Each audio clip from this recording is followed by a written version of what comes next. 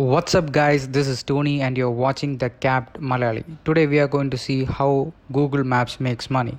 Oh, I already did that. So if you haven't seen that, head on to the description and watch that.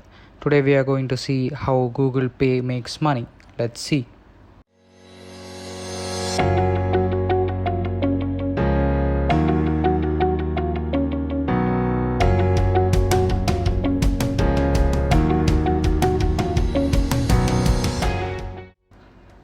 So in terms of revenue, Google Pay India reported annual revenue of 1501 crore rupees and net profits of rupees 32.87 for the financial year 2020.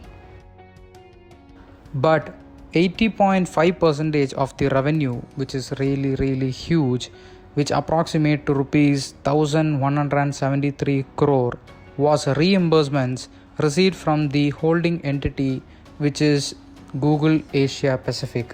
Interestingly, revenue from direct customers stood at 72.07 crore, making up only 4.8% of Google Pay's revenue during the financial year 2020.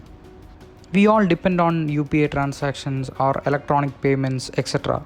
So UPI transactions in GPay are free. Like, you don't have to pay any extra amount for getting onto this app.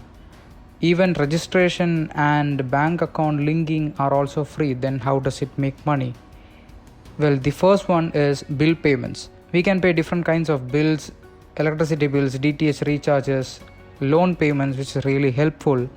And GPay gets a commission from the company for this transaction. The second is mobile recharges. It is the primary revenue source for GPay. Whenever we make a recharge on a SIM operator using GPay, it gets commission for this transaction. The next is UPI transaction. GPay doesn't earn any direct revenue from UPI transaction, but user data helps the company to make further products efficiently, which can generate great revenue for the company. Are they stealing data from us? Do let me know in the comments. The free UPI transaction service attracts more users. Then those users will pay bills and recharge their mobiles using this app, which will generate revenue for GPay, which is really huge. So that is the Google Pay's revenue model, which is really unique. So that's it for today guys. See you guys in the next video. Capped Malayali signing off.